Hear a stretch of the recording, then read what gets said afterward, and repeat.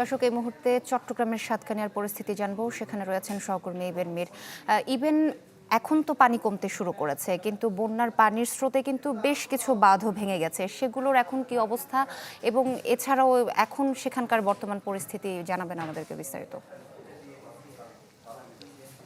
সোহেলি, আমি আছি এই মুহূর্তে সদাহা ইউনিয়ন সাতকানিয়ার, যেখানে হাঙর খালের পাশে আছি। হাঙর খালের যে বাঁধ, সে বাঁধের একেবারে ভেঙে যাওয়া অংশ, অর্থাৎ এই যে বড় বাঁধটি, এই বাঁধটি ভেঙে যায়। খালের যে পানির স্রোত, পাহাড়ি ঢলের যে স্রোতের সাথে এই বাঁধ ভেঙে যাওয়ার পর পুরো এই যে ইউনিয়নের এইখানে কয়েকটি ওয়ার্ড, আসলে ফকিরহাট এলাকার কয়েকটি ওয়ার্ড, এখানে যে বন্যার পানিতে বলা চলে 5 থেকে 6 ফিট পর্যন্ত এখানে পানি উঠেছিল।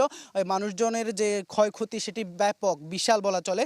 আমরা কথা বলবো এখানকার যারা বাসিন্দা, তাদের সাথে মূলত একটু জানতে চাই যে কি পরিমাণ আসলে আপনাদের ক্ষয়ক্ষতি হলো, এখন কি পরিস্থিতি আপনাদের? আসলে আমাদের এখানের এই আঙ্গর খালের বেরিবান ভাঙ্গার সত্ত্বে ভীষণ ক্ষতি হয়েছে। ক্ষতি হওয়ার কারণটা হচ্ছে রোডঘাট ভেঙে গেছে, অনেক মুরগির ফার্ম এবং জমিন এবং ফসলে কিছু ধান চাষিরা এই বীজ রোপণ করেছিল, ওগুলো ক্ষতিগুলো অনেক ক্ষতি হয়েছে।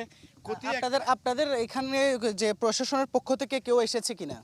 অনেক এসেছে, আসার পর কোনো আমরা প্রতিফলন পাই নাই।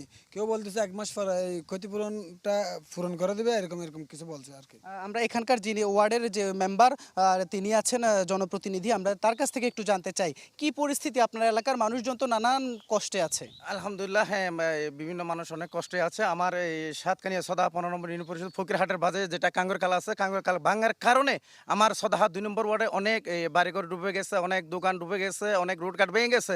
আমি শুধু অনুরোধ করবো, আমার যেটা এই কাঙ্গরকাল বেড়িবাঁধ ভেঙে গেছে, এটা প্রায় 170 ফুট, প্রায় গভীরতা হচ্ছে 10 ফুটের উপরে হয়ে গেছে।